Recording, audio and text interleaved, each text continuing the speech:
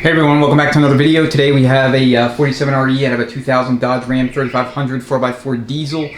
Situation with this thing is that it was slipping in fourth gear. Second gear is a little sketchy as well, so the owner brought it to the primary tech shop, and the thinking was that he might be able to pop the overdrive section off and maybe do a band adjustment to see if he could bring it back in line. Perhaps maybe do a filter and fluid swap as well, but after driving it and kind of assessing it, he determined it really needed a full overhaul, especially given how the owner plans to use the truck, a lot of heavy-duty towing and hauling. So we will be building this one up with a lot of upgrades to facilitate that kind of use. And so I'll do a separate video on that, you know, like a build strategy video to show you everything we're going to be doing to this thing. But for now, let's rip into it and see what's going on.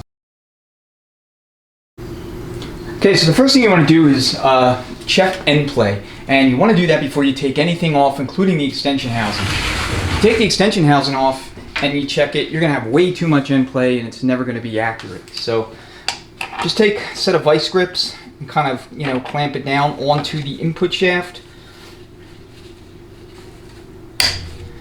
And what we're looking for here, spec-wise, is 34 to 80 thousandths of an inch. Alright, it's a fairly wide range, and Chrysler likes to run these things rather loose.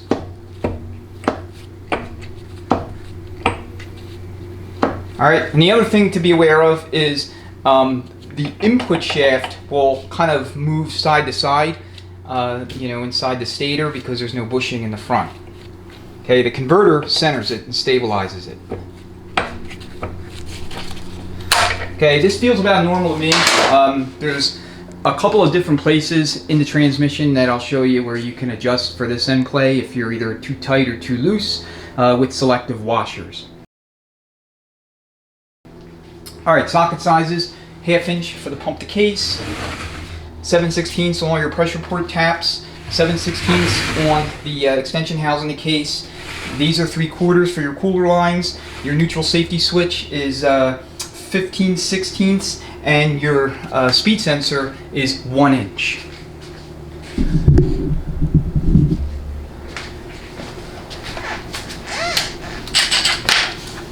Alright, so I don't ever reuse any electronics. They all get replaced.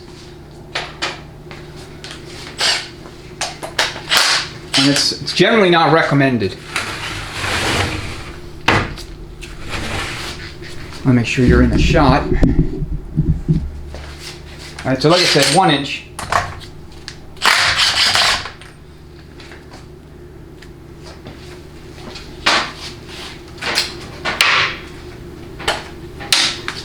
And then we can go ahead and get rid of the neutral safety switch. The kickdown lever and the selector shaft lever are both 1/2 inch.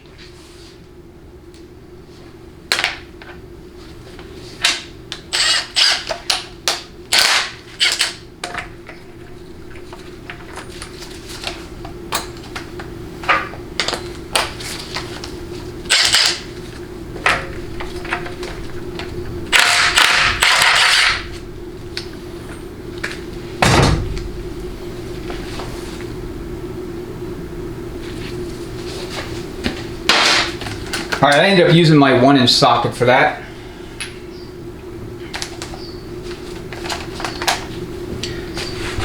Alright, so 1/2 inch on your lever. This is in park. What you can do is spin your shafts. Make sure there's no issues with, you know, any bind up where your output shaft is forcing its way against your hand when you're spinning the input shaft. I mean, they could be somewhat hard to turn when the transmission's laden with fluid like this, but it should not be, these are 7/16, I apologize. It should still not be impossible to turn.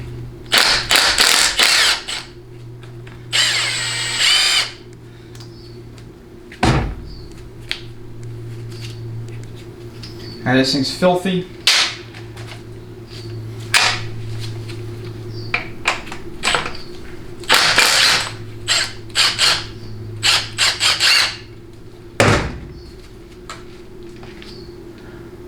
Alright, notice the difference in the lengths of these two bolts. Okay, this is going to be for your kickdown, and this is going to be for your selector shaft. Okay, a lot of times the selector rod itself is caked with dirt and crud and also corrosion, so it may take a little bit of effort to get both of them off.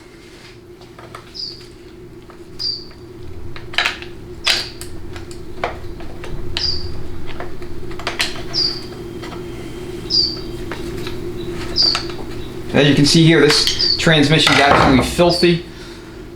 So a lot of dirt. And then here you're going to have a little retainer clip that's going to go in between the kickdown and the selector.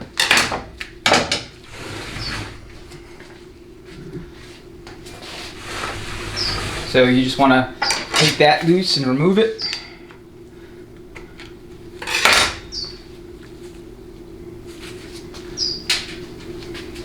Okay, then you're going to have a washer.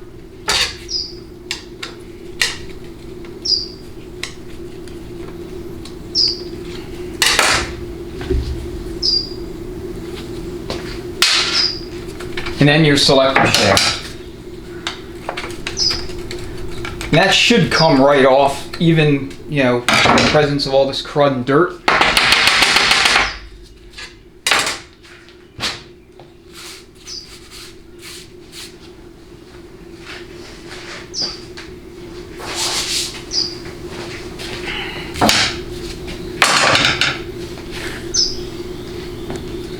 Okay, so I'm going to take the cooler lines off, cooler line fittings rather, and those are going to be 15/16. So 1 inch on your neutral safety switch and your vehicle speed sensor, and then 15/16 on the cooler line fittings.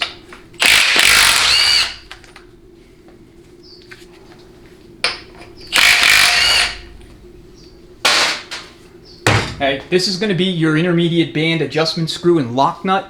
I'm not going to do anything with those. I want to do an air check, so that includes actuating the servos. So once we have the pan off, the valve body out of the way, we'll do a case air check on this thing and you know, see if there's any kind of issues with either seals, sealing rings, or lip seals that are causing the concerns with Overdrive. All right. So now what I want to do is I'm actually going to flip the entire case over, including the Overdrive section. But first, I want to take off the access panel for your Overdrive roller bearing snap ring. Because when we take the Overdrive section off, you're going to use your snap ring pliers to expand the snap ring, and that will allow the entire Overdrive section, as far as gear train and Overdrive direct clutch pack, all that stuff, the basket, to detach from the housing itself. Okay, there's a roller bearing in there. You can replace that roller bearing if it's in good shape. You can reuse it. I'm going to replace this one just because, like I said, we're doing kind of a full-on heavy-duty towing and hauling build with this thing. So Torx 25, and you want to make sure that you can get all the crud and dirt out of the little female Torx head. It's all too easy to strip these out.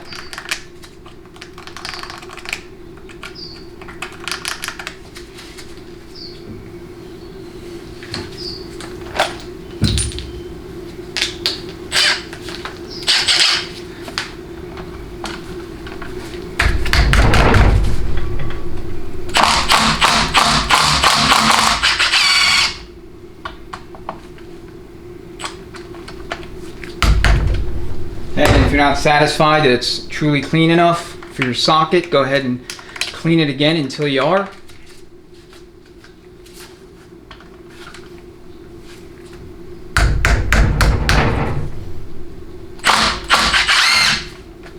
Alright, there is a gasket underneath of this thing, and you will replace that gasket with the one that comes in the kit.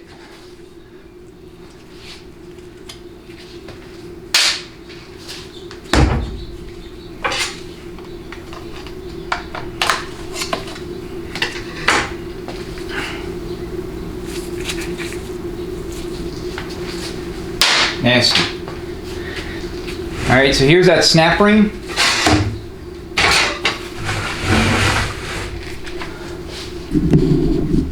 Not sure if you could see it, but it's right here.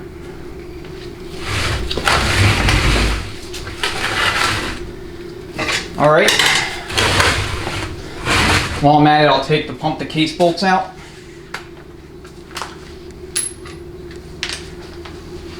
So 7 of those, 1/2 inch.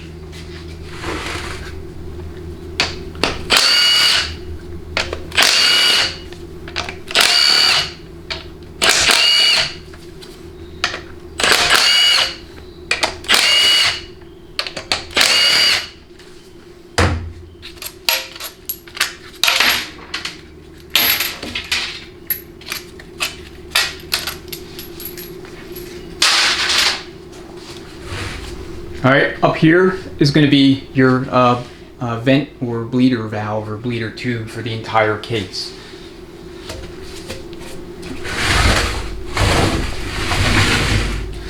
Alright, it's a big heavy transmission, so I'm probably going to make a lot of things on the bench jump.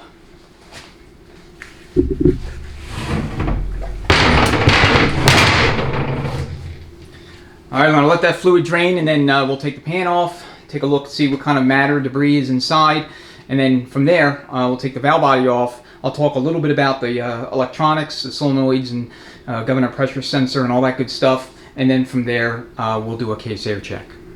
Okay, 14 bolts, all 1/2 inch.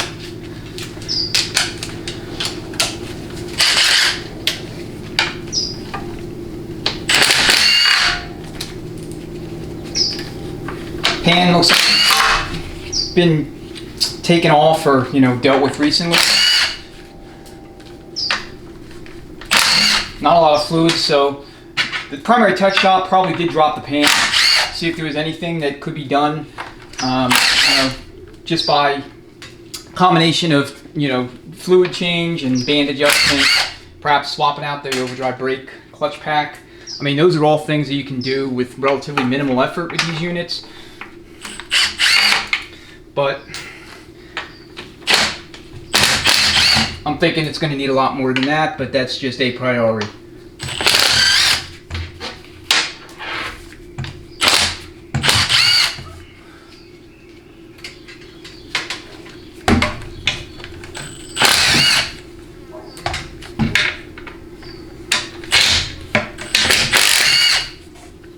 Now, some of these bolts on are pretty tight.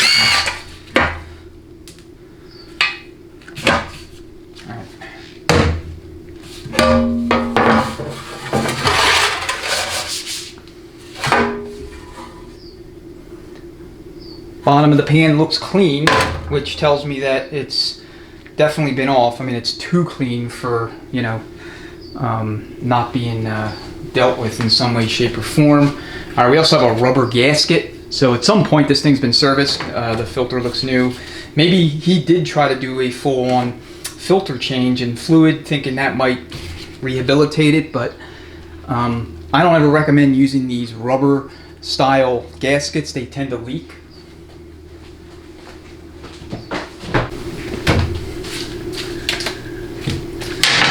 Alright, those filter bolts take Torx 25.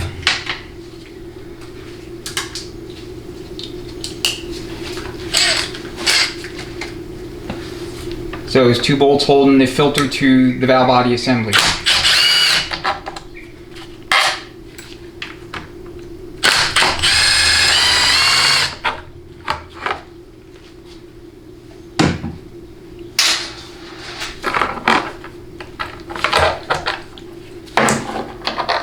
Alright, you got a gasket on the underside.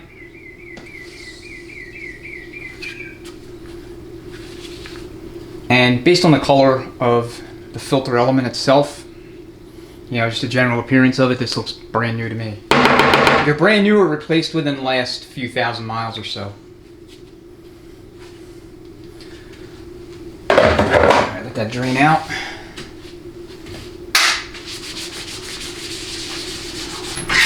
Okay, so for your valve body, you're going to have 10 bolts holding it to the case. You have here, here, here, here, here, and here. Those are 6, and then you have 4 here on the governor solenoid block. So as far as electronics are concerned, I always replace them. In this case, we're going to upgrade the governor pressure solenoid and housing to a billet unit that will take a 4L60E late model electronic pressure control solenoid. We'll also upgrade the transducer. So here's your TCC and your overdrive shift solenoids, the harness itself.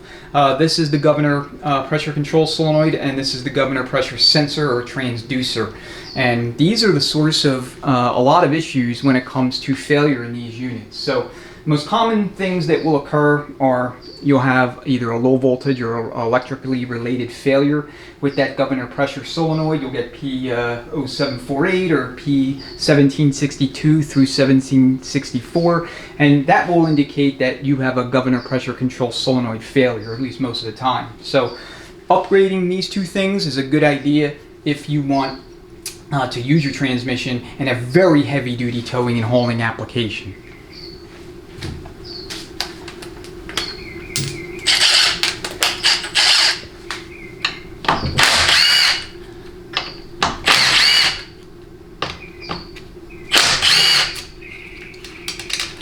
Alright, bolts are different lengths, so I'm just going to keep them where they are, and then I'll show you so that you can see what the lengths are.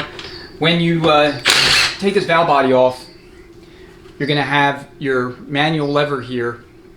There's an O-ring, so you may have to gently pry the whole entire assembly away from the case just to make sure it comes off nice and clean.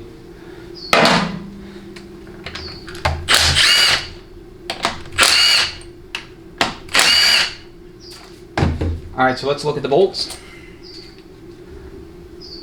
So that's this location here. And you got these two smaller bolts here and here. I should say shorter bolts. And then you have 4 long bolts going through the governor solenoid block. It looks like this one is caught up a little bit.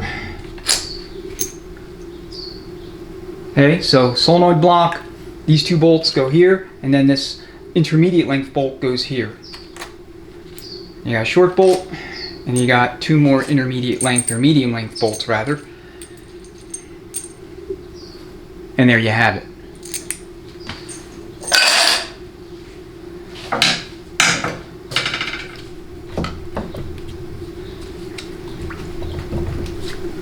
Like I said, you may need to pry gently.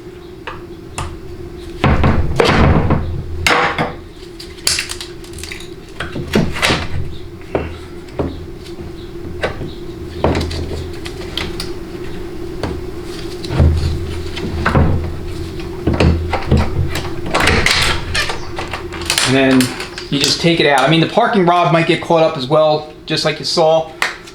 Not a big deal, you just yank it out.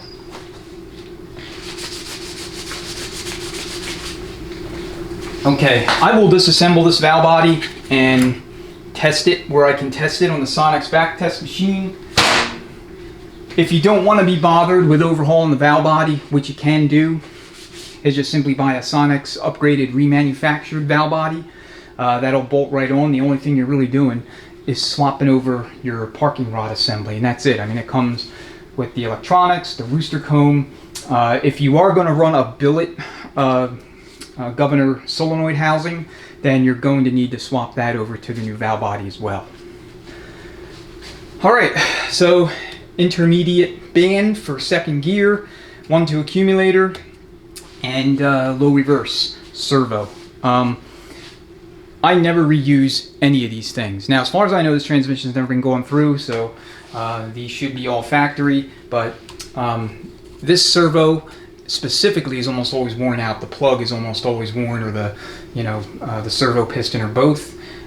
This is often worn as well. So we'll take a look at those, but for now, I want to fire up the air compressor, and I want to do a case air check to see if diagnostically I can determine a cause or a reason for the slipping in both second and fourth gear.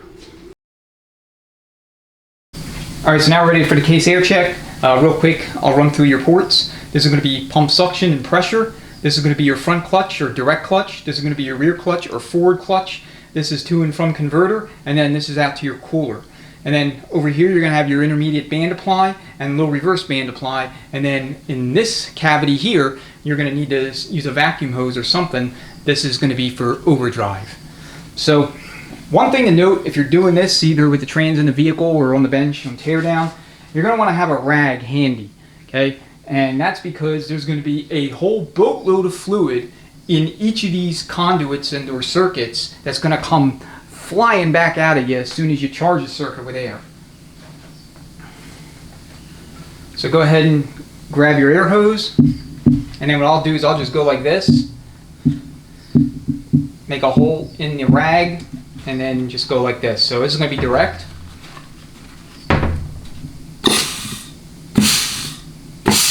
Okay, I'm only using about 75 psi of pressure here. You don't need a ton of it. So forward.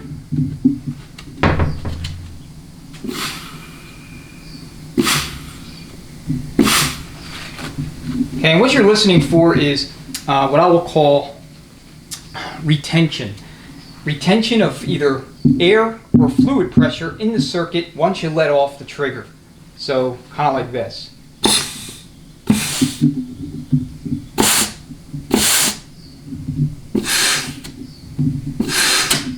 Alright, you hear a little bit of that retention. It's not going to be as pronounced in the forward or direct as it is for the intermediate and the low reverse. So here's the intermediate. And again, make sure you have your rag over the entirety of the circuit. Okay, you hear all that gurgling? It's all that fluid pouring out of there. Okay, low reverse. Again, cover everything.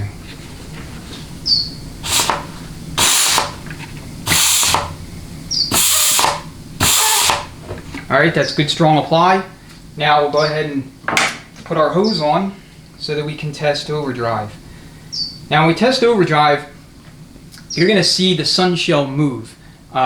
If you have no apply condition or it's really weak, then you won't see the sun shell moving. I don't know how well you'll hear this, but I always look for the sun shell to move when I'm air testing this. Alright, that's good retention. Alright, let me see if I can get my hand out of the way.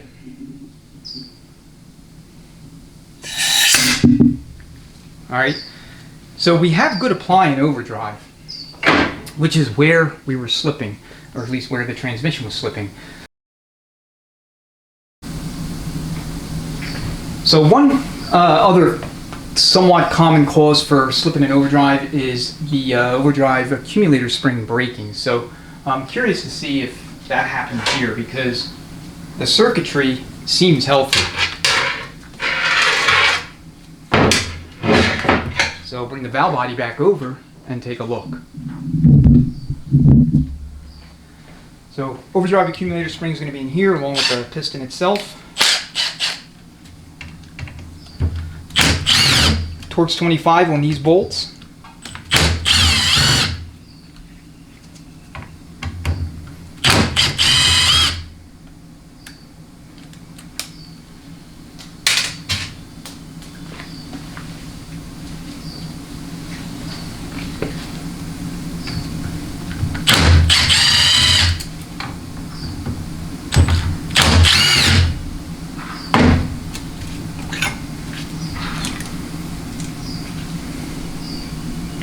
Alright, this spring looks healthy to me.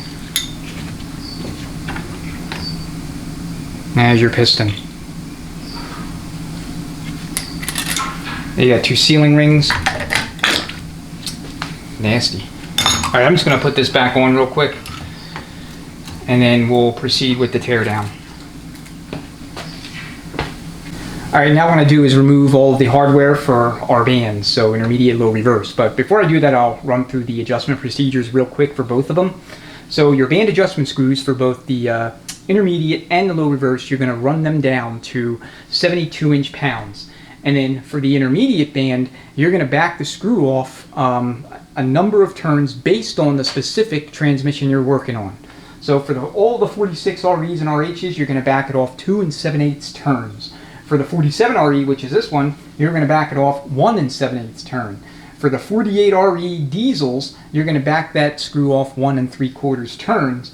And then for your low reverse band, you're going to back the adjustment screw off 2 full turns for the 46 REs RH. For the 47 REs, it's going to be 3 turns, and same for the 48 REs, 3 turns. For the 48 RE V10 gas models, you're going to back that screw off 1.5 turns for the intermediate band adjustment screw. So, as far as the lock nuts are concerned, the intermediate lock nut gets 30 pounds of torque, and the low reverse lock nut, which is visible right now, that gets 25 pounds.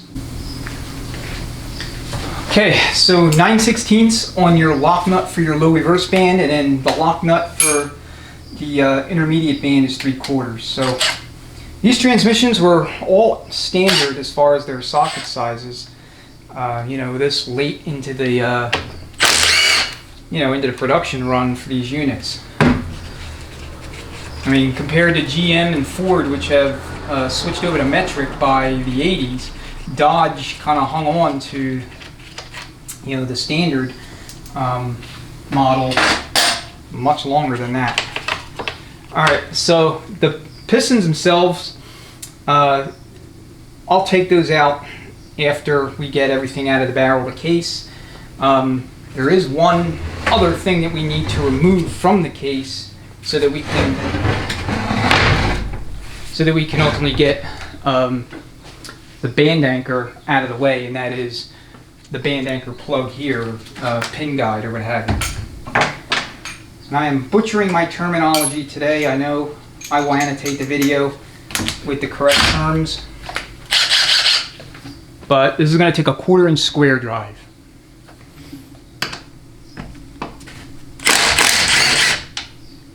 And it just comes right out.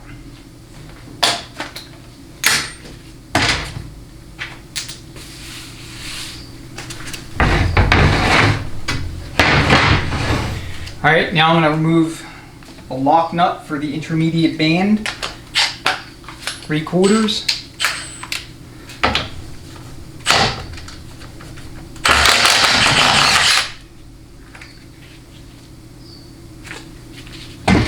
Pretty nasty. Okay, this screw should come right out, same with the low reverse adjustment screw. They should not be bound up at all. Because like I said, you're not tightening them down until they're like fully on there. You're backing them off, so.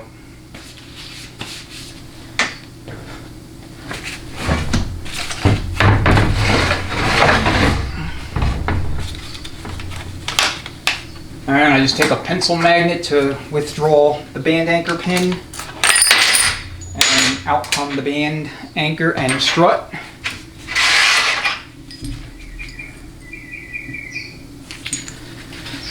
Actually, I can get at this now. So this is going to be your 1-2 accumulator piston and spring. So I always replace these with a Sonics variant. I don't ever reuse the plastic accumulator pistons. So this, all you're going to do here is you could either take a C-clamp and some sort of tooling that allows you to compress the piston around the pin itself, so that you can get it to snap ring, and then that should allow you to pop out the snap ring, with minimal fanfare and get that piston out of there.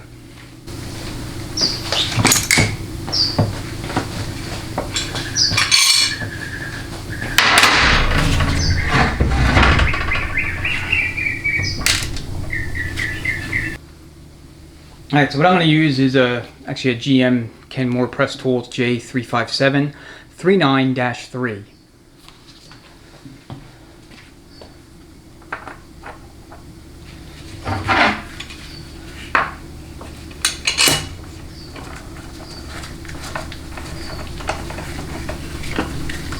Alright, you don't need to compress it all that much, really just enough so that you can get access to the snap ring and relieve the tension on the spring.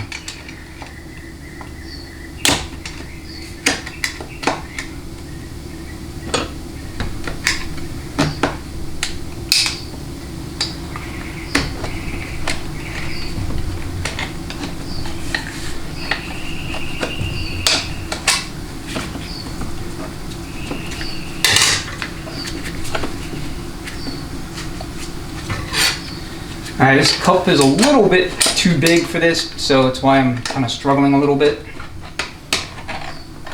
to get the snap ring free. It does allow you to get all the way around. Again, minimal fanfare.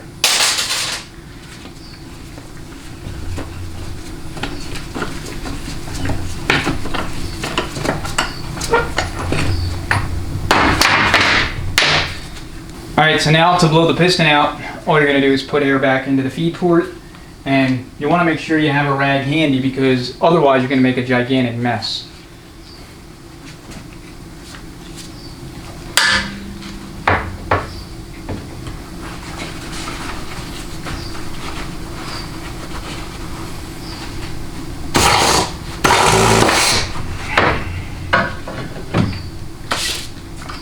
And out it'll come.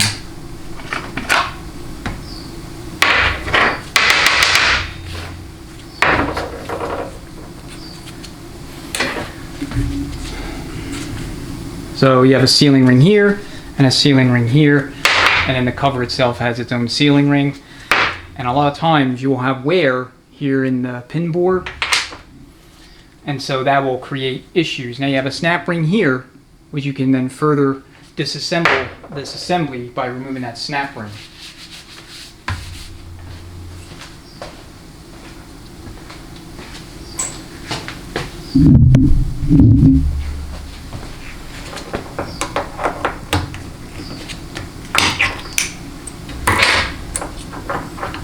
And that will allow you to get to the inboard elements here. So you have your inner spring, your spring stop or retainer, and then an O-ring at the base.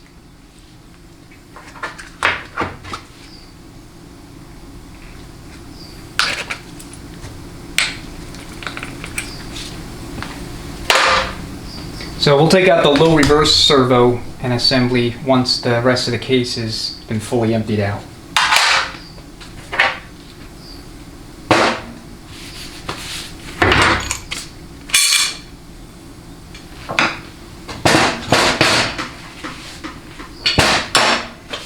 All right.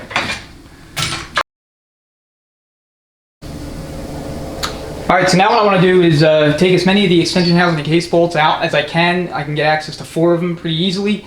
And then I'll go ahead and put the pan back on with a couple of bolts, flip it over, remove the rest of the extension housing case bolts, get the extension housing out of the way so that we can empty the main case, and then we'll move on at that point to the extension housing itself. Okay, these are all 7/16ths. And I have my other impact over here because they are, you know, a lot of times they are really stuck on there. Very stubborn. I believe the factory installs some sort of like thread locker. So you'll have to overcome that and the bolt torque itself to get them off.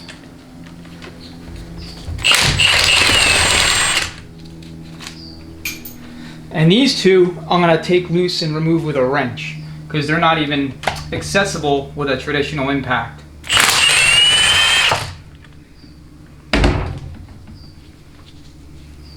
So you can see some thread locker there in yellow.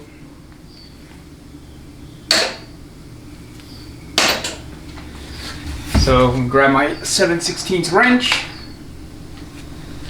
I'm gonna grab the hammer.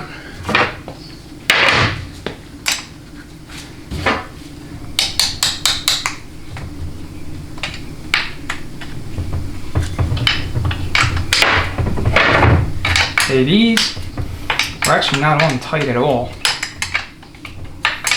So I don't know what's up with that, but let me get these out and then we'll flip the case back over once the pan's back on. Alright, they're all off, so let's go ahead and put the pan back on.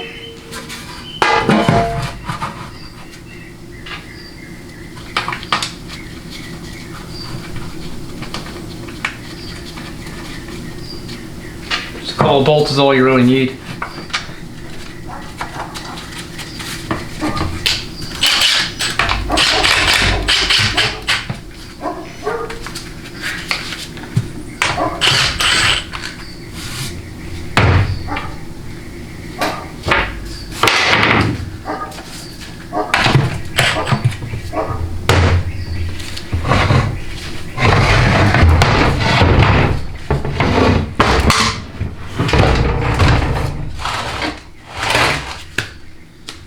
Alright, let's go ahead and resume the rest of the teardown. So let's get these extension housing bolts out of the way.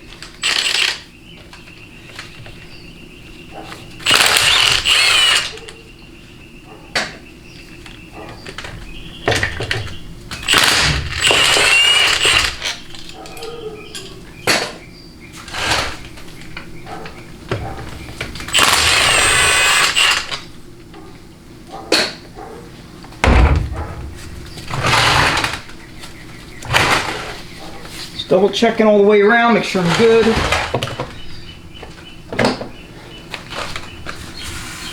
Get that out of the way.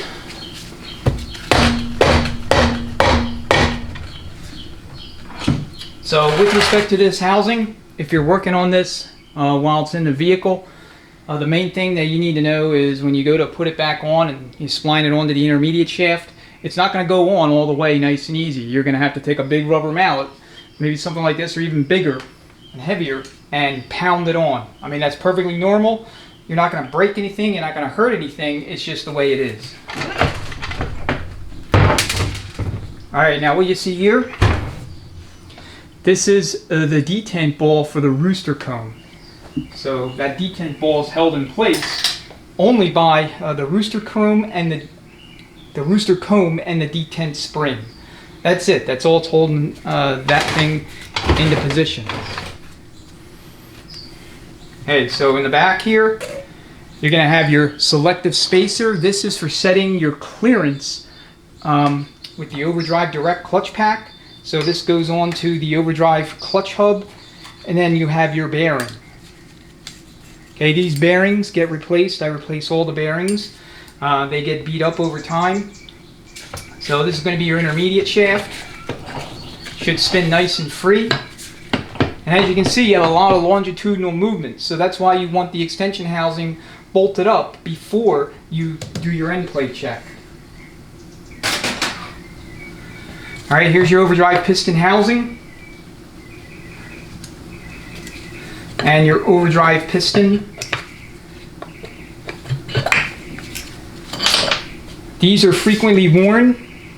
Okay, I always replace them.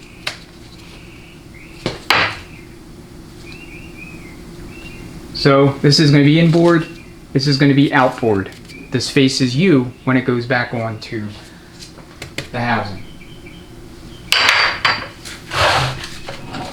Alright, put that aside just for a second. Alright, so I cleaned off the bench a little bit.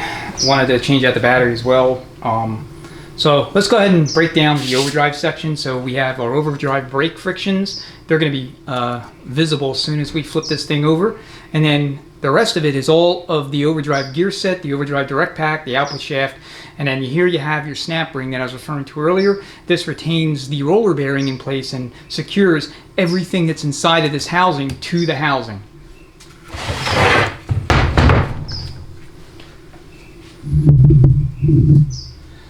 Alright, so you're going to have a snap ring here, and your overdrive brake clearance is actually going to be the distance between this top steel, or front steel, and the wire style snap ring itself. Okay, so the snap ring ends are right up here, and all you need to do is just take it out. So let's take a look at this clutch pack to see if this would explain the slipping in overdrive. So you have two options here as far as factory friction and steel stack-ups. You have a 5-clutch stack-up and a 6-clutch stack-up. Okay, if you're going to run a factory setup, the way to go is the 6-clutch. Okay, the 6-clutch will omit the wavy snap ring that's at the bottom of this clutch pack, and you'll just have the flat snap ring. So 48RE diesels should have that 6-clutch stack. You can retro it to any 40 series transmission, you know, regardless, as long as it's of this family, by simply installing the machined pressure plate or backing plate. So here we have the backing plate. So let's take a look. So here is your front steel friction, steel friction, steel friction, steel friction, steel friction. So 1, 2, 3, 4, 5.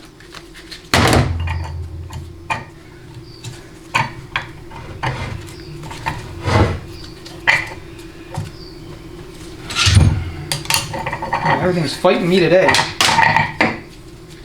So if you were to have a 6 clutch stack up, you would have a backing plate that's machined here with a step. And that step would allow you to install that 6th friction in steel. So here you have your snap ring. That's your wave snap ring there. So here's the end.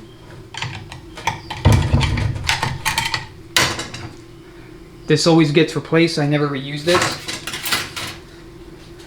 And then you have your flat snap ring that's just inboard of the wavy snap ring.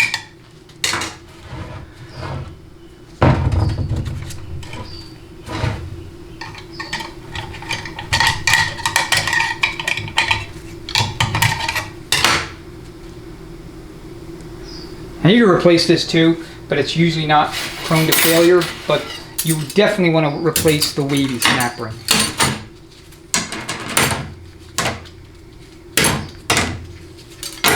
So the Overdrive brake clutch pack is on in 4th gear. Okay, the Overdrive directs actually come off in 4th. And these look like they have plenty of meat on them. I mean, they're a little worn, but not, you know, they're not terrible.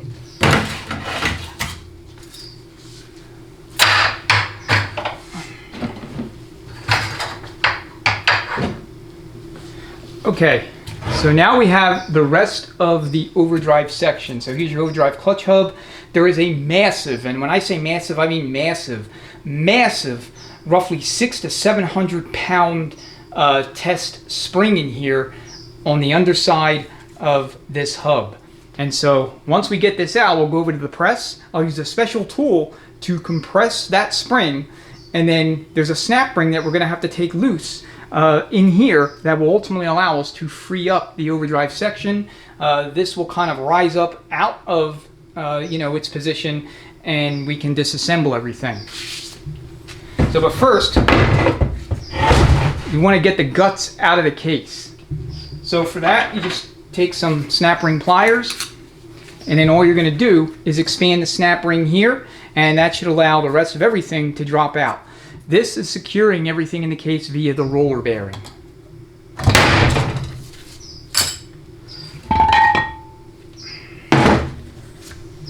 Okay, and the roller bearing is held on with a snap ring.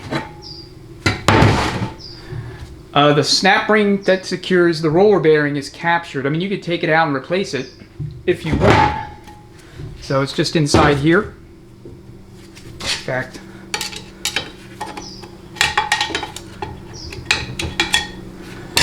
yank it, and there you have it. You can replace this too if you want, but you don't have to. And then here is your parking pole. Okay, and then the parking pole bolt. This you don't have to do anything with. I mean, unless it's broken, there's nothing you have to do to kind of take it out or disassemble it. And then you just punch out the seal from the inside with a long drift or a, pry bar or whatever. All right. Let me actually get the main case evacuated first, then we'll come back to the Overdrive section.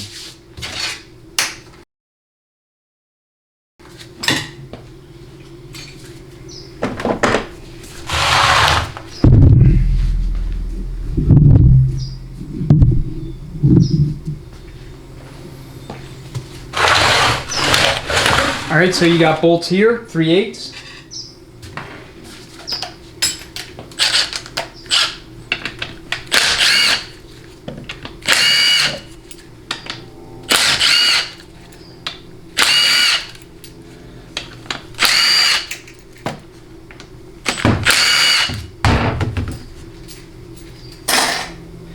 Like I said, this housing itself is often worn on the inside, and you also see wear here sometimes. It may have also been worn here, right along in here. When I have this off, we'll take a closer look. I'll bring it, you know, right up on the camera. The other thing I'll make note of is your selective spacer. Okay, this little selective spacer is set to adjust your overdrive end play. So most of the time you do not have to mess with this unless you're doing a housing swap on the overdrive section. You're replacing parts wholesale like the gear train, you know, more than just the bearing plate and the 2 bearings or 3 bearings and the overdrive roller assembly. If you're doing stuff like that, you're replacing the main case or you're replacing the intermediate shaft itself, then you may or may not have to exchange this for a different selective spacer there. Or, I don't even know if it's proper to call this a spacer. It's more of a selective snap ring, but you get the idea.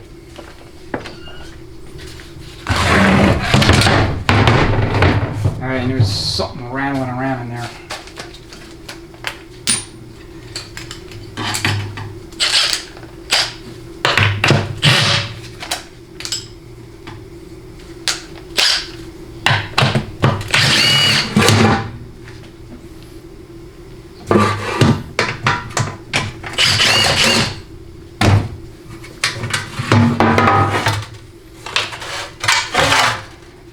It's our band anchor.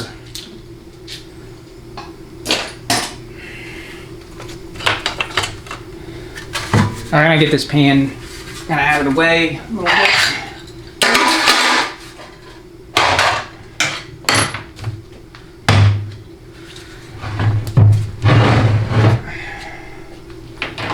Alright, I'm gonna see if I can just get the entire assembly out by you know, prying forward on the back of the sun shell.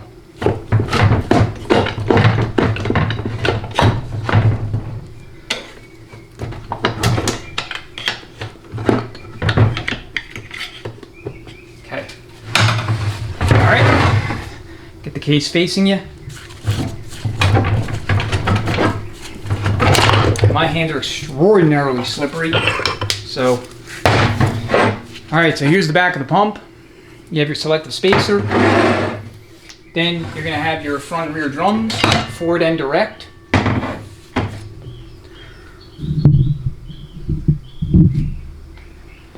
Okay, then you have your thrust spacer here, or thrust washer, between the intermediate shaft and the base of the input shaft. This is selective as well. We'll look at the drums in a second. Then you're going to have another thrust washer here. This is not selective, although I believe the aftermarket gives you a kit that actually has different thicknesses of this as well. So if you're having problems setting end play, you can purchase different thicknesses of this thrust washer and I believe the spacer behind it. I think Superior Technologies makes it. Okay, now I'm going to just take that snap ring off on the intermediate shaft so we can get it, the gear train.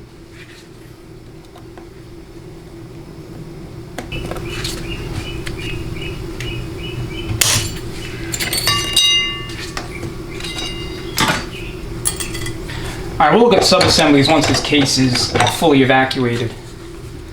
Planets, we'll check them more thoroughly in a minute. Let's get this band out of the way. Check this thing for wear.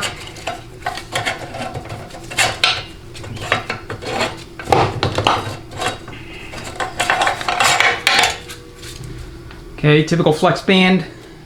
You want to upgrade your band here if you're going to do anything serious. Heavy duty towing, hauling, high performance, anything like that. It's got some wear to it.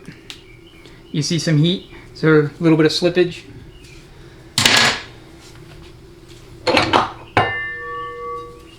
Okay, here's your sun shell.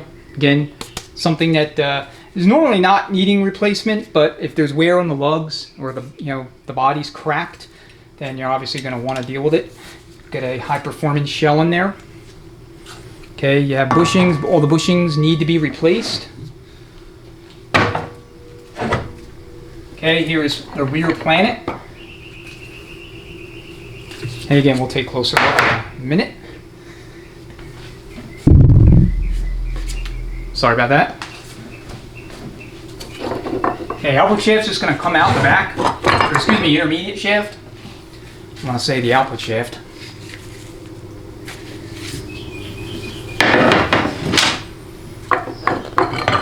Alright, here is your rear ring gear. And you have a thrust spacer there, a thrust washer. And you have your rear thrust spacer here in the ring gear. Alright, this is going to come out clockwise, so that's the rotation. It spins clockwise, locks counterclockwise. So when you go to reinstall it, that's how you're going to do it. And you have a snap ring right there. So 90-degree pliers.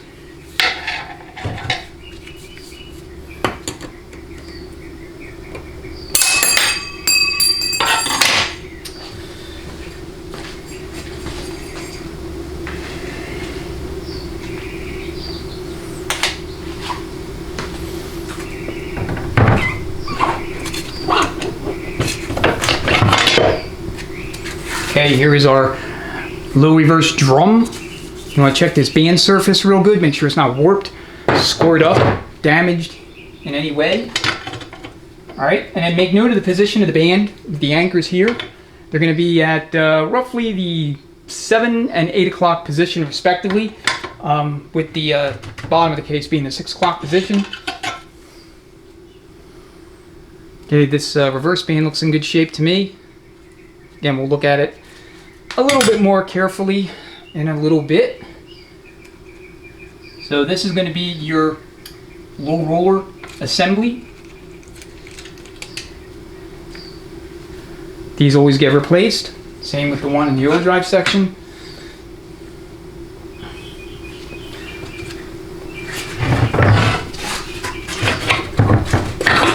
Alright, now we have our overdrive piston housing or rear case support.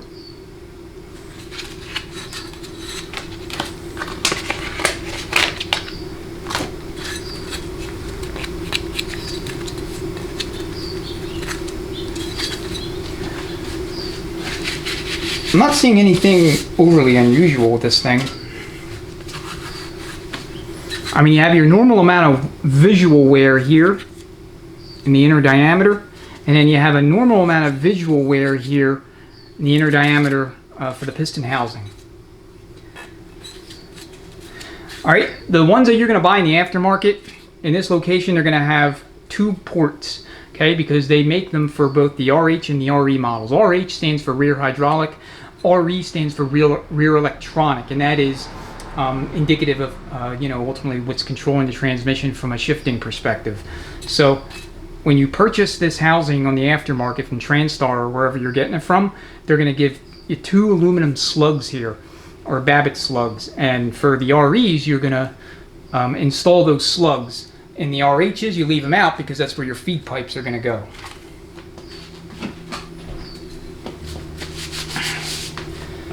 Okay, so that's basically it for the barrel of the case.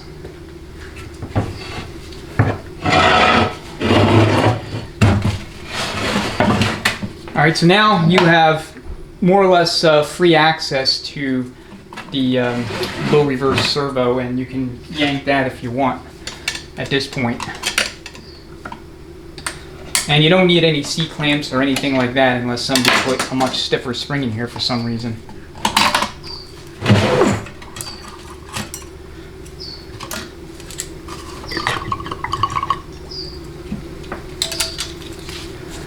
So factory.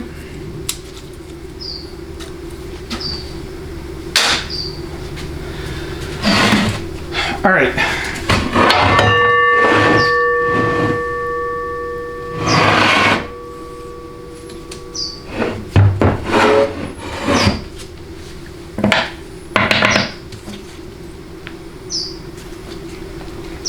So you have your band lever anchor pin. That's here.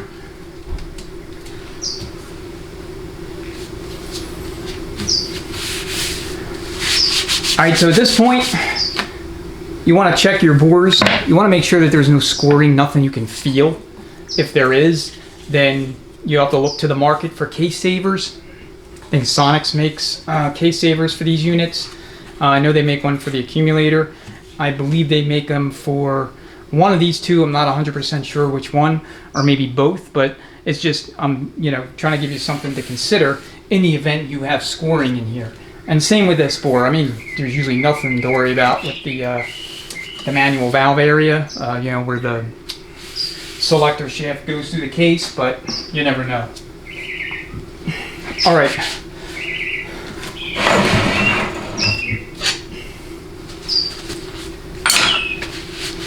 All right, let's take a closer look at all the sub-assemblies, and then we'll finish up with the overdrive section. All right, we'll start with what's in front of us and kind of work our way back. So, you know, here's our snap ring. So for the sun gear and shell, you have your front sun gear and your rear sun gear. It's a compound sun gear. It's a Simpson style Planetary set. So that means that you have a common sun gear for two different Planetary carrier assemblies. This is opposed to a Ravino style Planetary carrier, which you would see in some of the later model units, GM, Ford, and Dodge, that have captured sun gears or integral sun gears and two sets of planets in the same housing.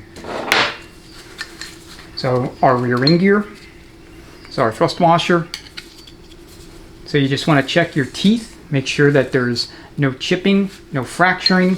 Check the housing here. Okay, check your splines, make sure all is in good shape.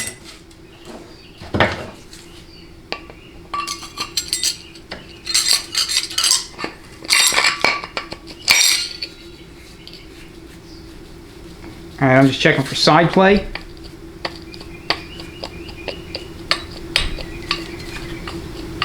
Okay, a little bit of play there. I have other ring gears, I'll check them against these splines, and I have another output shaft. So if that set of splines is worn, you're not comfortable with it, then just, you know, go ahead and replace them. For anything really serious duty, a billet shaft is recommended. So you have a snap ring here and a snap ring here. So what I typically do is take this snap ring off, and that'll allow me to push the sun gear through the shell, and it's easier for me to replace bushings and do what I need to do, and clean the shell and all that good stuff.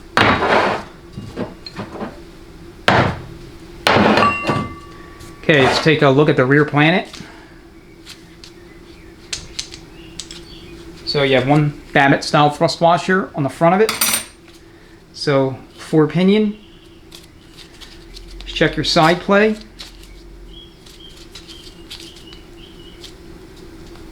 Check vertical.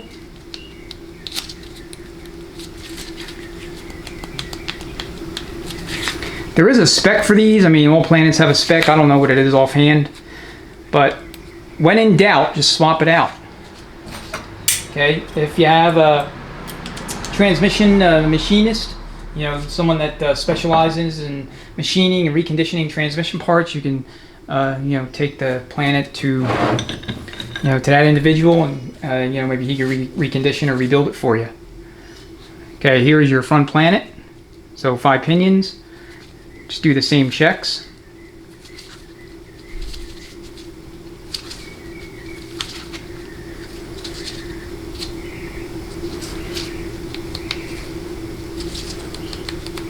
Okay, I mean, it looks like, I don't know if something happened here or if that's normal or not. I'll check my other planets and see.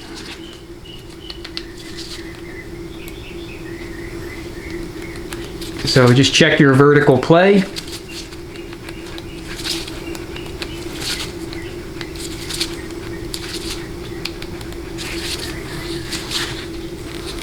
Alright, check the inner diameter, check the splines.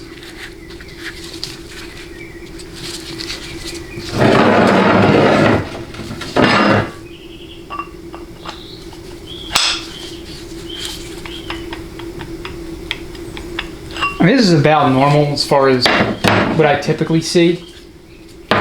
You know, when it comes to the spline relationship. All right, so you have a thrust washer here,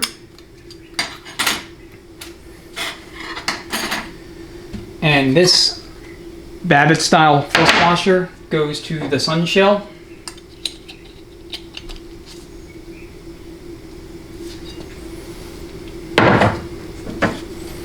And then you have one inboard that goes on the Planet.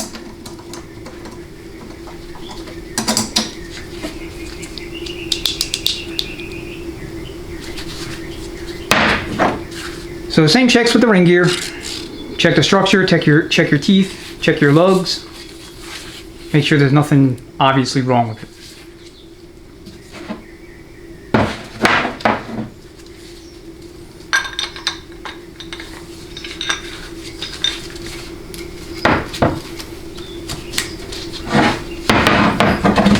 Okay, low reverse band. You want to, if you're going to reuse the band, you want to check your apply points. I don't ever reuse these things. Any kind of friction element, I don't care if it's a band or, you know, a clutch disc, I always replace it. But if you're going to rerun your band, then you'll want to carefully scrutinize it for any problems. That band is fine. That's actually in really good shape.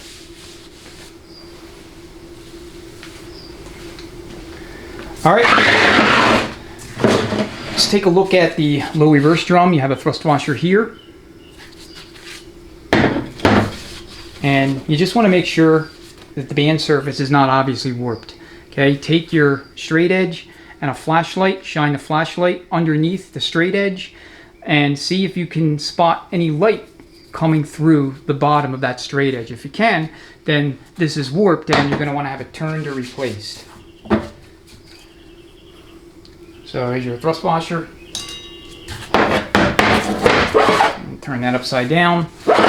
And the holes you see here are balance holes. So when they balance this thing at the factory, they drill those holes to make it perfectly in balance. You need to check your lugs too. I mean, you may see one come in with excessive wear, so it'll be noisy as the Planet reacts with the, you know, with the lugs there. All right, let's take a look at our direct drum. What in the world is this stuff? It's like somebody may have injected some sort of dye or other form of liquid or something into this transmission at some point, or maybe it's paint coming off of somewhere else.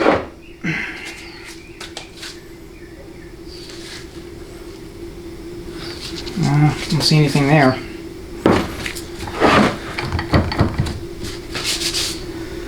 All right.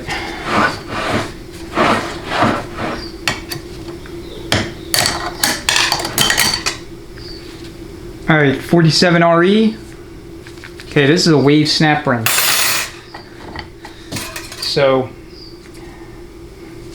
these are flat in the 46s and A518s. A618s, they're waved.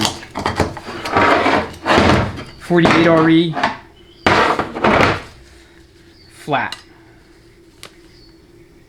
So these look in good shape for the most part.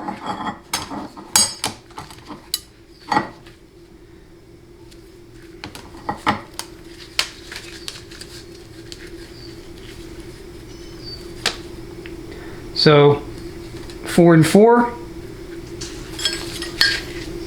There was no concerns or complaints about direct. So one of the problems with this transmission family in general is that the inner seal can wear. It came from the factory somewhat under-designed, and so what'll happen is it will wear out, and as a result you'll burn up your direct clutch. It's a common problem with this family of transmissions in general.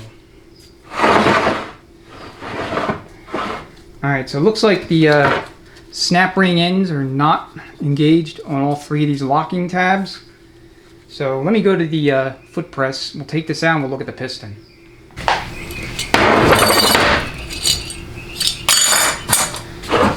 Alright, so you want to just pay attention to the orientation or arrangement of your return springs. So we have 3 and then 2 empty, 3 and then 2 empty, 3 and then 2 empty. For real high horsepower, high performance applications, you want all return springs installed. So This has 9, and then, you know, there were 6 empty, so that makes 15.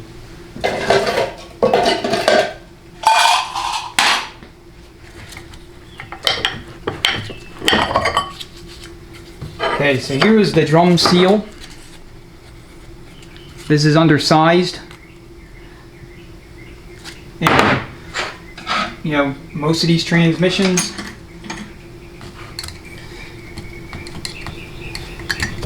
all the kits come with an updated version. So you can install that updated version. The lips face down into the drum.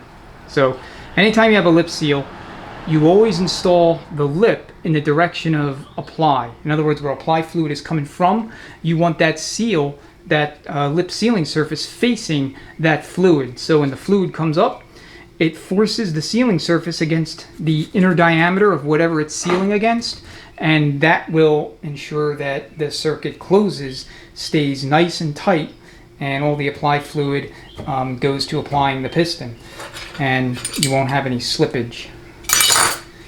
Alright, so one thing I want to make mention of, and I was wrong about something important, and I'll respond to the comment. There was a viewer of mine that he pointed out to me that there was a waved direct clutch snap ring in the 47 REs, and I think he posted it on one of my 4LEE videos, but I'm not 100%, or it may have been TH400. But the point I'm making is I was wrong about my assertion, which was that there was a flat snap ring, just like there was in the 727s and 518s. The 47 RE is known as the A618.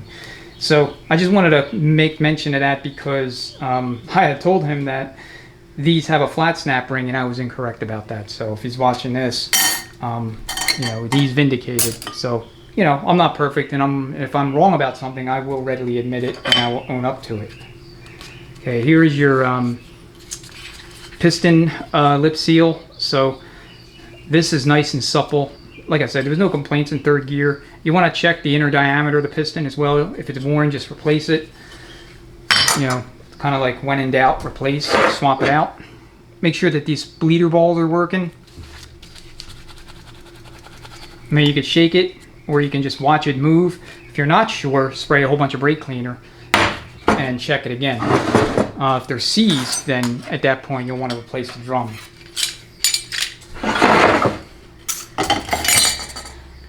Alright, so here's your rear clutch or your forward clutch. And of course this is going to give me trouble. You have 2 sealing rings here. Okay, they are butt cut, meaning you don't require any special tools to install them. They just snap in and join with a squared off end. So that's like a butt cut sealing ring.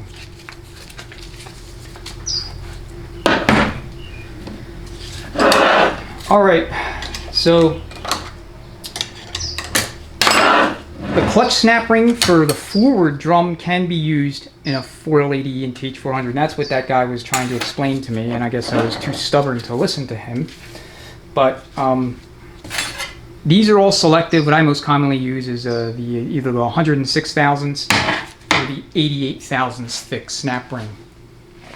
So let's see how thick this one is.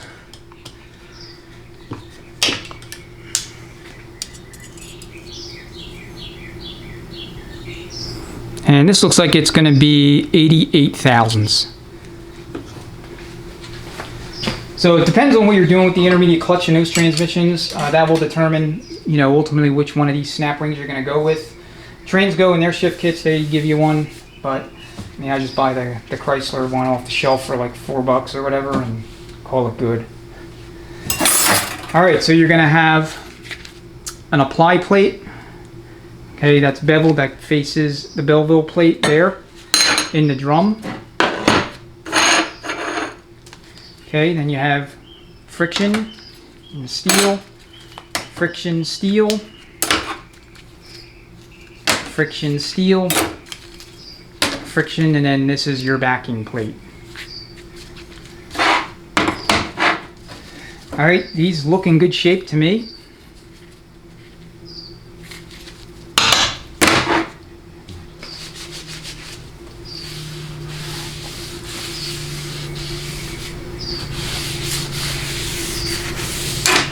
Alright, so now you're going to have a wave snap ring in here that will secure the Belleville plate and also the drum together with the input shaft and hub assembly.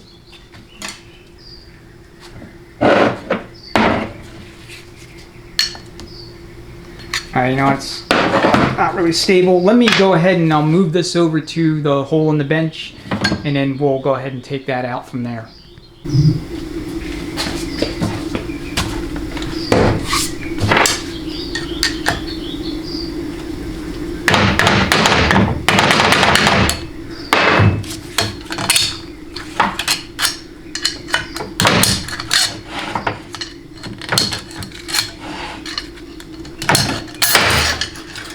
Alright, so you have your spacer that goes right underneath the snap ring, and then you have your Belleville plate. I always replace these, I don't ever reuse them. And then as you can see, the clutch basket just, you know, comes free from the input shaft assembly.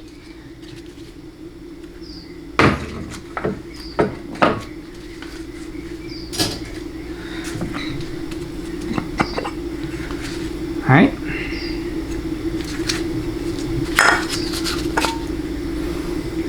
So check journal surfaces, check splines here. You want to scrutinize those, make sure they're in good shape. Check your hub. And then just generally do a visual walk around to make sure that there's nothing amiss. Nothing cracked, fractured, you know, the usual stuff. Check leader ball. The lip seals feel supple. So as you can see, the lip is facing the direction of applied fluid. Both of the lips are facing you with the piston held upside down like this. So it just goes in there and installs. Alright, we'll take a gander at the intermediate band again. Said there was slipping in second gear.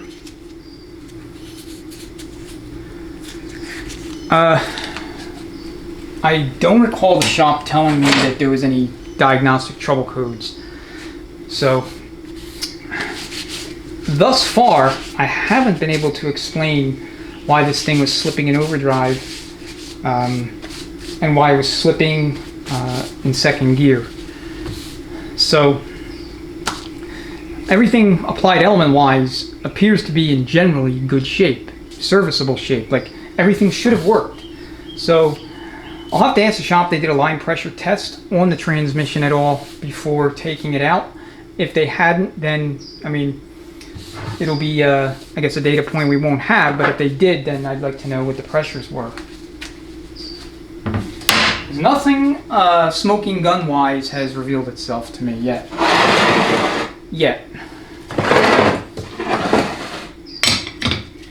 Alright, I'm going to reposition this camera so that we can then start to look at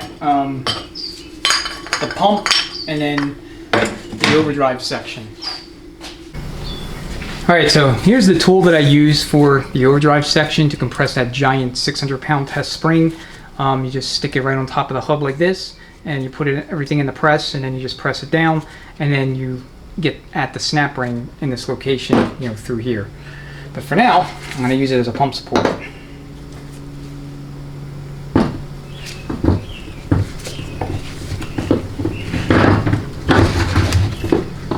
Alright, we got the pump to case gasket intact. I don't see any portions of it that are blown out.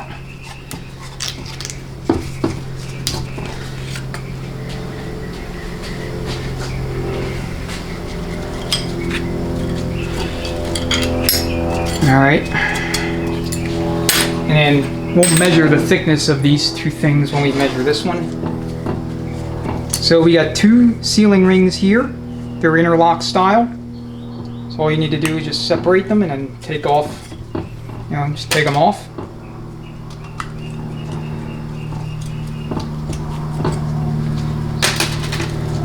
And then we have our selective.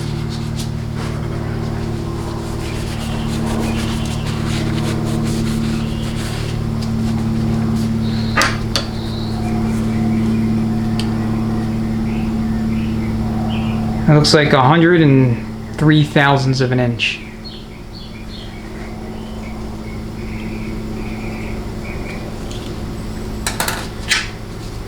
And then our forward drum 3-tab washer is going to be 70 thousandths. And then our spacer, or disc-shaped washer, it goes right behind it. And it looks like it's coming in at 61 thousandths.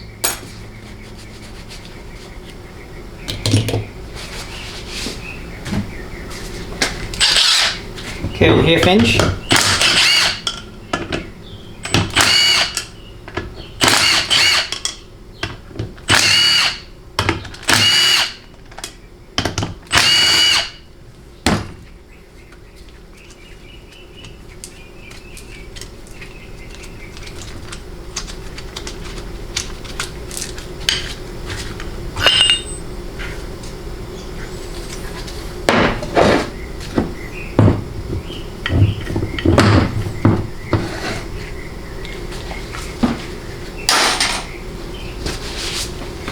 Gear Raider style pump. These pumps are pretty resilient. I mean, unless the transmission was ran low on fluid or just straight up used and abused, usually don't see too many issues with them.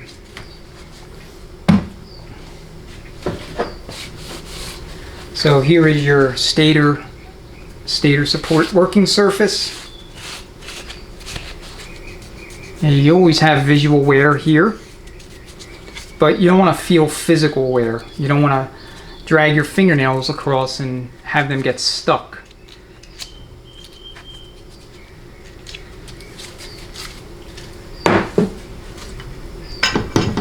Alright, note the orientation of your engagement lugs for the torque converter. So side faced up. You want to keep track.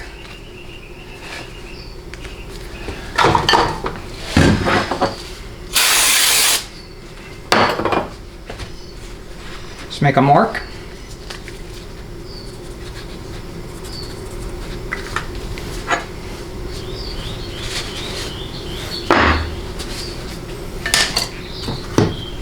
Here's your driven gear.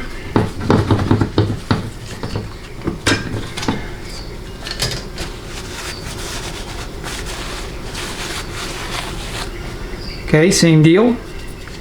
Just check the outer diameter and then check both the faces, make sure that there's no signs of cracking or damage or anything like that.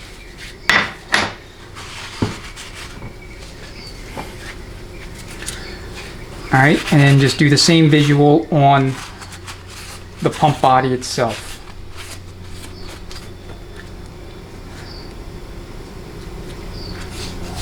Alright, other than the lint from my shop towel, I don't see any obvious problems with this pump.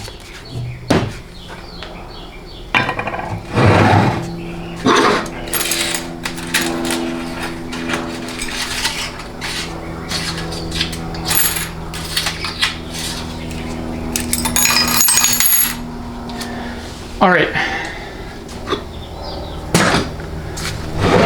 overdrive section.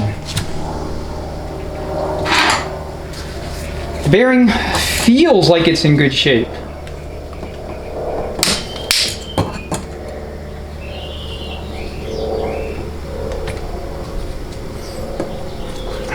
These pliers are barely big enough to get this snap ring off. Barely.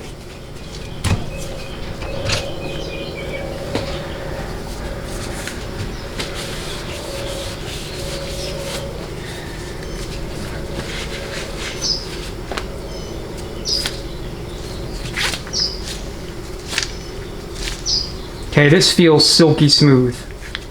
Okay, this is side that faces the parking gear, and then this side faces up or faces you. Stock to model performance builds, you can put this back in. I would recommend replacing it if you're doing something very heavy duty, high performance, etc. So I'll replace this bearing, and this one just out of an abundance of caution. knowing that we're kind of restarting the clock as far as aging of these parts.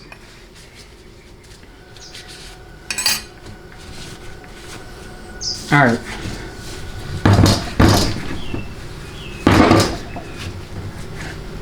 So here is how that tool works. Sits right in there. It's made by Adaptacase. I forget how much money it is, but there's a snap ring down below here. And so you will take your press this down, expose the snap ring, relax tension, and then from there you can start taking out this snap ring and this snap ring. Okay, this is your Overdrive direct clutch pack. It's on in first, second, and third gear, and then it comes off in fourth. Okay, this is your hub, and then underneath you have your parking gear, which is also your ring gear, your Planetary, your Overdrive roller clutch assembly, your bearing plate with 2 bearings, and the clutch pack itself. All right, let's go to the press. We'll kind of take this off, and we'll go through the Overdrive section, and that will basically be done for the teardown. Okay, we have the tool chucked up in the press on the Overdrive clutch hub. So now what we're going to do is compress the hub and the spring so that we can get at the snap ring here, and also remove this snap ring on the Overdrive direct clutch pack as well.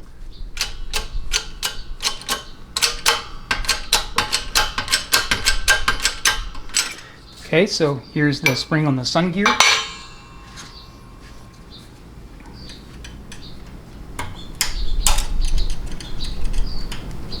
And I say spring, I meant snap ring.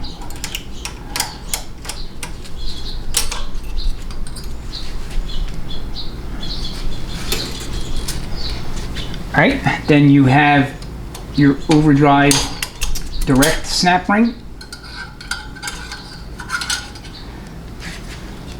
So that's a waved snap ring as well.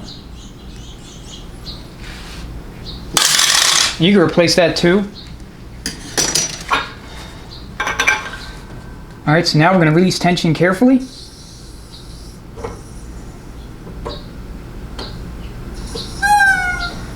And allow everything to kind of rise out, or rise up rather. All right, I keep my hand firmly held onto the press tool because otherwise this might fall down or something. Now when you go to put this back together, what you're going to need to do is install a special tool. And if you have an extra intermediate shaft laying around where the rear splines are good, but maybe the rest of it's not for some reason, just chop it in half and that becomes your tool. You just seat it right into here. I have one. I use it in my 48RE rebuild series, you know, when I'm assembling this section. And all I do is I stick it here. That'll align all the internals, all the, you know, gear components, excuse me. And that will ensure that I have everything where it needs to be before I start pressing the hub and everything else back into the clutch basket.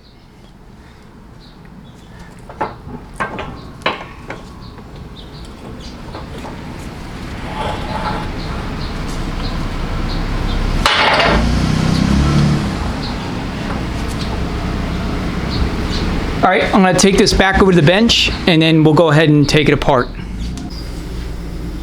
All right, we have our hub and we have our clutch pack, so we can lift everything out. Everything's just going to come out when we lift up. Okay, here is the bearing plate. I always replace these.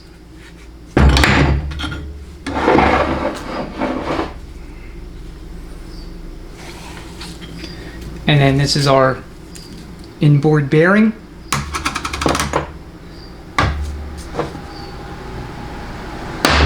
I mean, look at the size of this spring. And that is massive.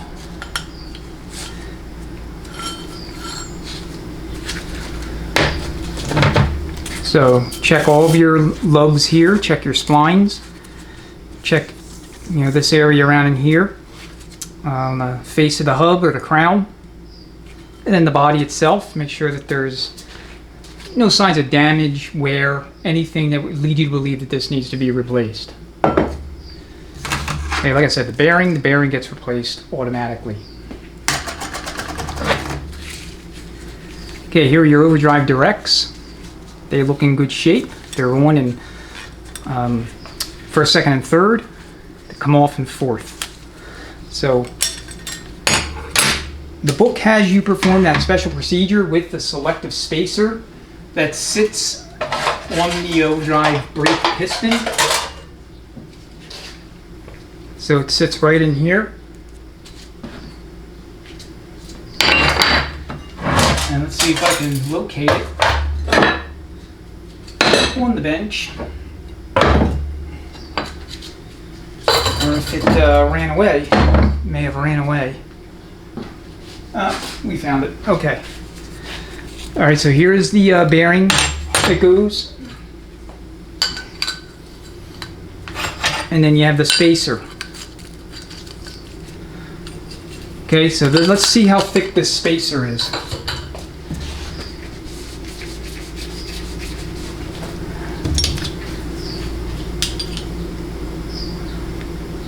Okay, so this looks like 198 thousandths of an inch.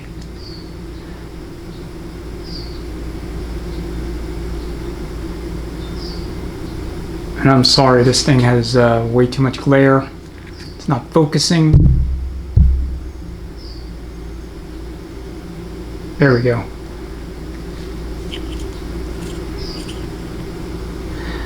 Looks like 198 or 199.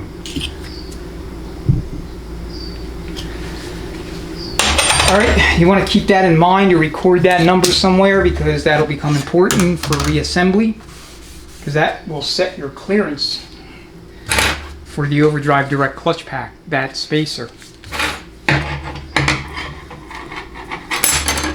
So it's your backing plate, steel clutch, steel clutch.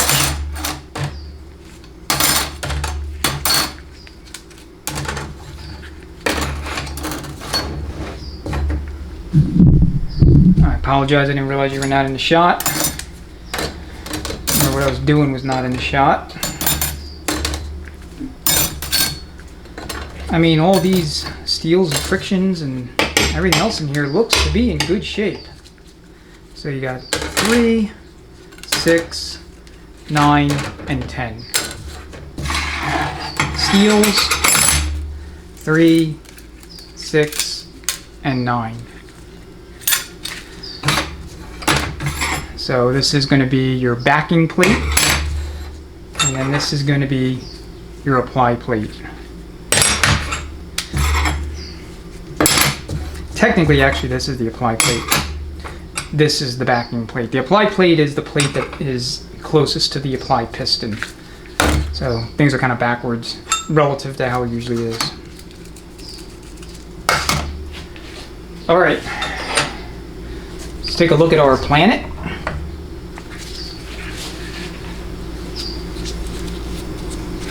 Overdrive Planet, 5-pinion, steel.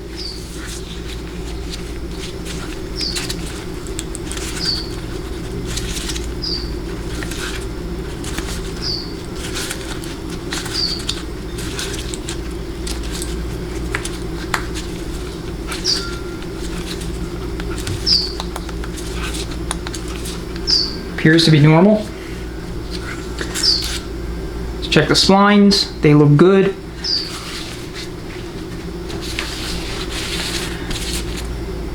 Check your physical housing, or housing I should say, for physical condition. Okay, with these Planets you just want to wipe them off. You know, wipe them off with a clean rag and soak them in fresh transmission fluid until you're ready to install them into the transmission on overhaul.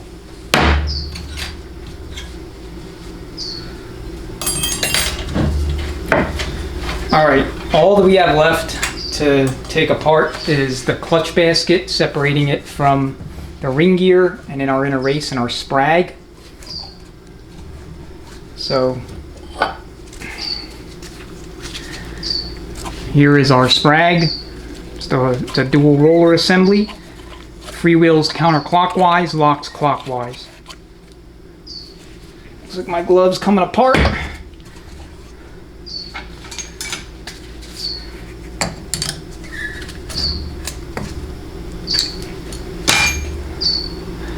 So again, this gets replaced on overhaul. And here's your second bearing inside the assembly. So this bearing, along with the other bearing and the bearing for the piston, I always replace them all. And there's a kit that comes with the bearing plate, which is this thing secured to the Overdrive sun gear with a snap ring. And then it just comes off like this. So check your inner race. Okay, that's going to ride upon the bushing deep inside the output shaft and rear housing. So I'm going to go ahead and remove the snap rings so we can get the basket separate from the ring gear, and the ring gear separates from the output shaft via another snap ring. Okay, last thing we're going to do here is take out this snap ring. Now this thing could be kind of a pain, but what I like to do is take my flat blade screwdriver and a pick, and I will get in on the engagement tab at the end of the snap ring with the flat blade screwdriver, get it started, and then stick a pick in behind to prevent it from going back into the groove while I work it out.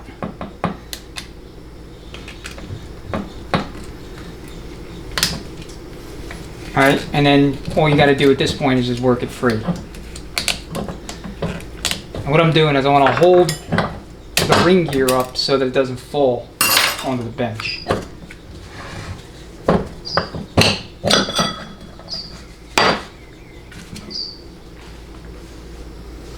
So you just get in with a blind hole puller and yank both of these bushings out, with the appropriate collet size, and that's basically it.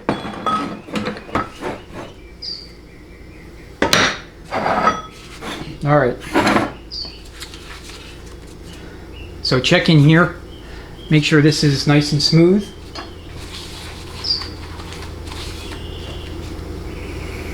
And make sure there's no issues.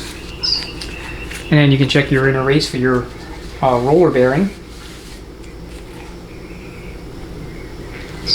Okay, it's got some visual wear to it, but nothing that I would be concerned about. Of course, check your output shaft splines themselves if you haven't done so already. I mean, check your engagement teeth here. So, parking gear slash ring gear. You're going to do the same checks. Okay, check your lugs here, make sure they're not cracked. Alright, if you live in a mountain area, a lot of grades and such, you don't want to have the vehicle being, thrown into park without the e-brake, or maybe a vehicle has a broken emergency brake and it's not, all you have is the transmission's parking pole preventing the vehicle from, just rolling down the hill.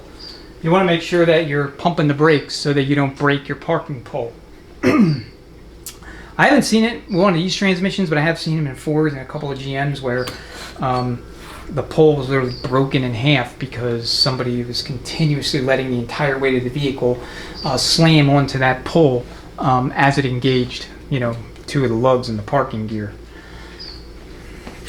Okay, here's your bearing plate, and there's the snap ring that you need to take out so that we can ultimately replace that plate, because we're not going to reuse it.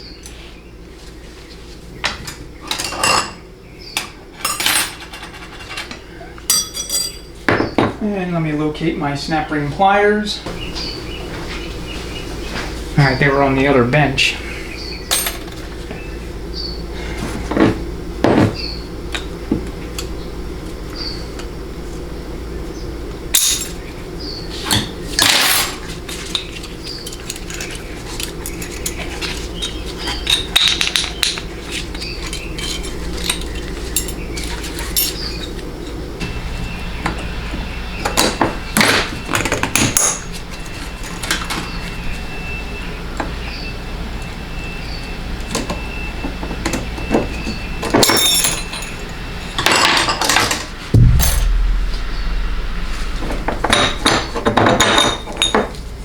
Alright, there's the bearing plate, it's off.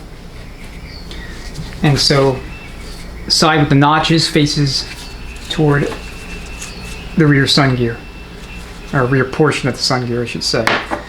Okay, so you have your spline section, and of course you have your geared section, or your tooth section.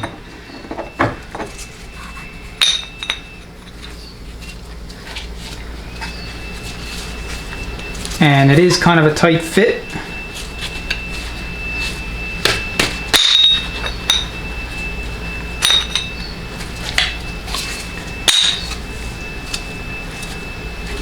That's how it goes. So again, in really hard use trucks, or or like I think Dodge Vipers and such had these transmissions, this can be warped. So that's why I always like to replace it. All right, that's a teardown. We've looked at pretty much everything in here. The only thing I haven't done is rip apart the valve body and test that, so that'll be a separate video. Autopsy time. So we have all the parts cleaned off the following day. I haven't had a chance to follow up with the shop yet to get more details on exactly what went on with this unit, but we have two primary drivability complaints that we need to try and figure out what the sources or causes were of. So we have irregular shifting in second gear, and that's how I'm going to characterize it, and then we have slipping in fourth. So we have all the parts on the bench that would be involved or implicated in those two parts of the drive cycle, second and fourth gear, and we're going to take a closer look at them to see if in fact we can find anything that would explain the drivability symptoms as reported to the shop by the customer. So for second gear, first thing I did was clean off the band and see if there was anything that I could spot that I may have missed on initial teardown. And now that it's a little bit cleaner, I definitely see more wear on here than I initially thought it had when I was taking the transmission apart. Especially here at the apply areas, and that's where you really want to check. So, roughly about, let's just say, anywhere on the anchor points is going to be your apply area. Anywhere between, say, maybe the edge of the grooves, or the slots rather, to the end of the band on both sides. So again, I see a little bit more wear than I thought was present, but that said, it doesn't explain why the transmission was not acting right in second gear. And I know I'm being vague about it because I don't know exactly what was going on. Was it slipping? Whether it were delayed engagements or flaring? Was there something else? Like I said, I haven't had a chance to follow up, so that's all the information I have to go on. Alright, you can look at the drum as well. And as you can see, the drum does not have any signs of slip marks. I mean, there's no burn marks, there's no indication that the band was actually slipping at any point, at least not in a way that would be like chronic or severe.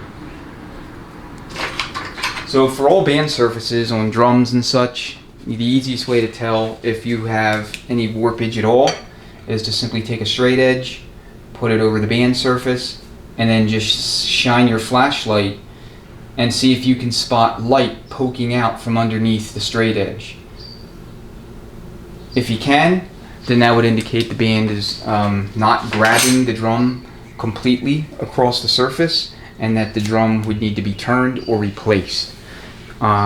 Very, very, very minor warping you may be able to get away with fixing with a sheet of 400 grit sandpaper, and it's always good to do that anyway on a band surface to prep it for a new band.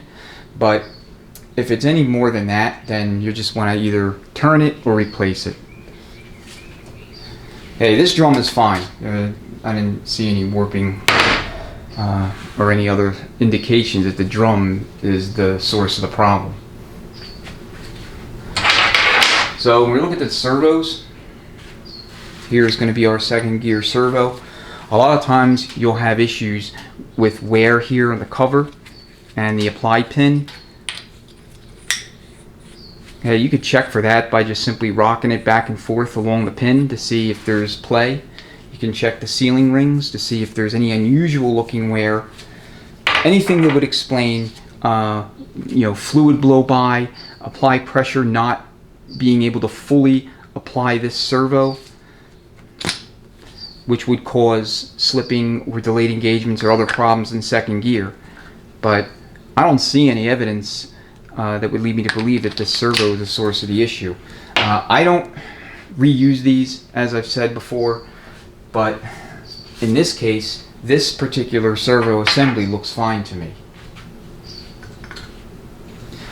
And same with the accumulator. I mean, I know the sealing rings are gone, but there were no issues with them either.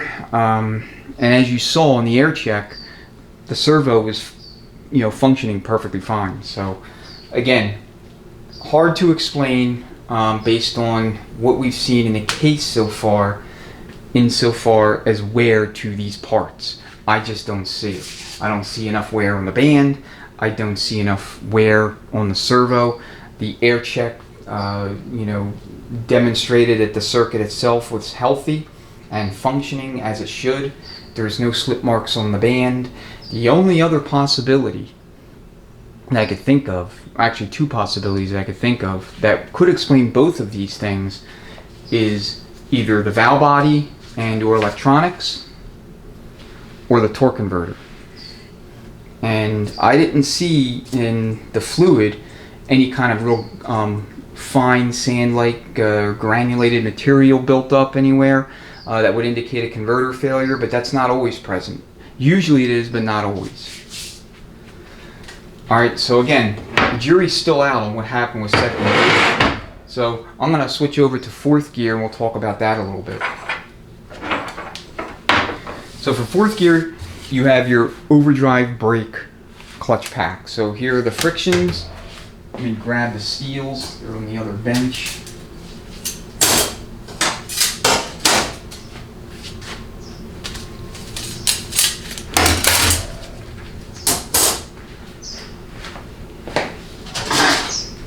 So again, once everything's been cleaned off, let me take another look at these frictions for overdrive brake. These are the only overdrive clutch that's on in fourth gear. The overdrive direct comes off in fourth gear. So you have your forward, your direct, and your overdrive brake frictions. That's what gives you fourth gear. So again, taking a closer look, they have seen some heat, but beyond that, there is plenty of meat on these bones. I don't see any signs of slippage whatsoever. Not on the frictions and not on the steels. This is going to be your front steel.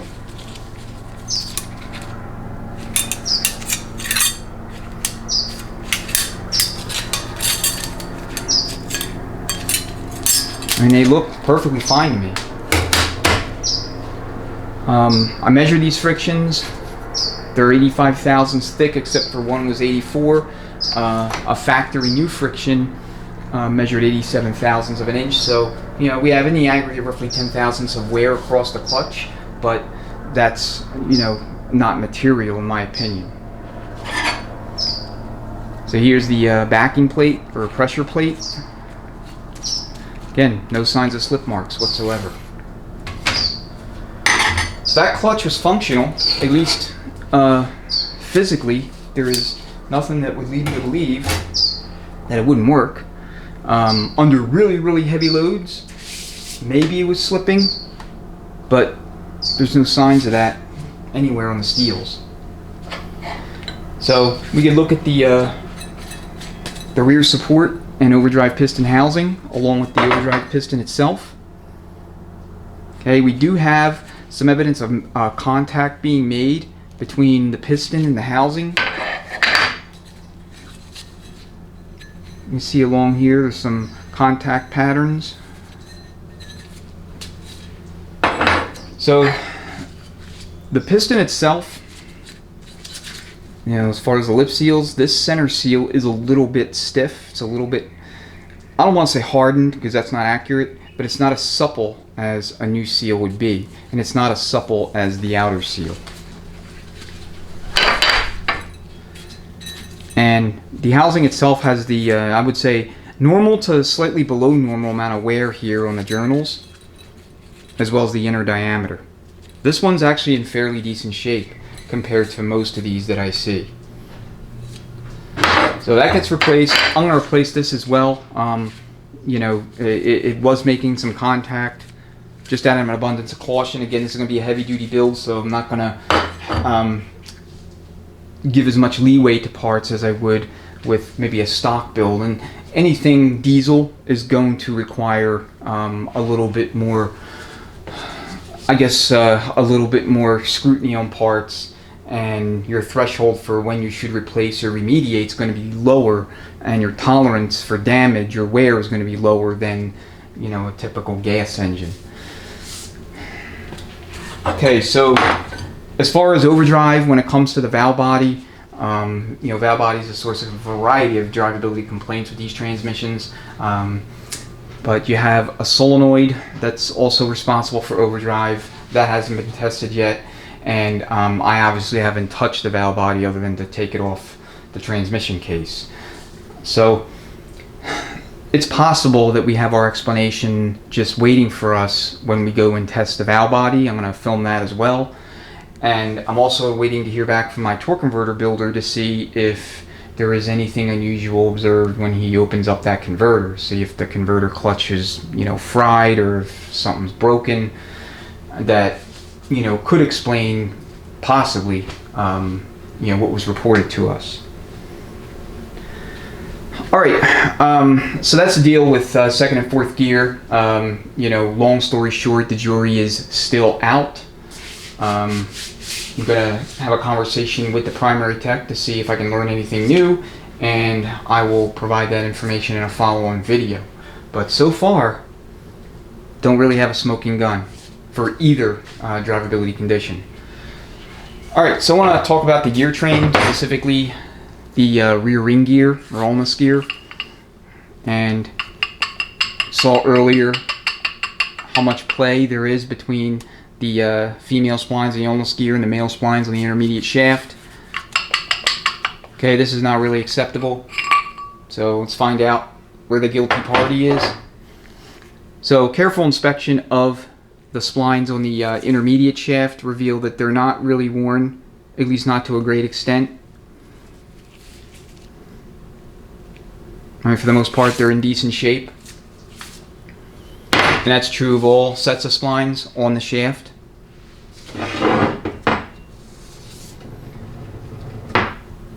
But the same cannot be said for the rear ring gear.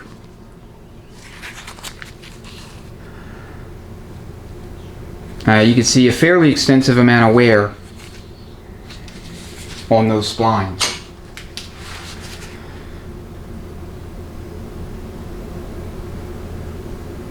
Alright, that's fairly pronounced, so we're going to replace the ring gear, and then taking a look at the sun gear. Same deal, we see some chipping along the crest of the teeth, both sides of the snap rings, and some wear here at the ends.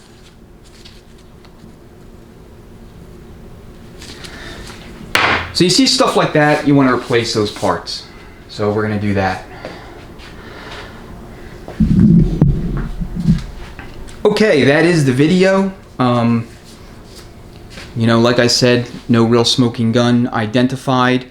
Unfortunately, I really don't like that when I can't be able to just positively ID and pinpoint a source for a given symptom or set of symptoms, but sometimes that happens. And so at this point, all we can do is just comprehensively test and inspect everything and replace everything that we would normally replace, and anything else that we have even just a little bit of doubt about. And that's the best way to approach these kinds of situations. So that's what we'll do. I will film a separate build strategy video for this transmission. Like I said, we're going to be beefing it up pretty significantly, so that'll be good for folks that have similar builds and want some ideas on what kind of parts to install, and you know, what if any different build considerations they need to take into account beyond just, you know, what you would normally do for stock and so forth.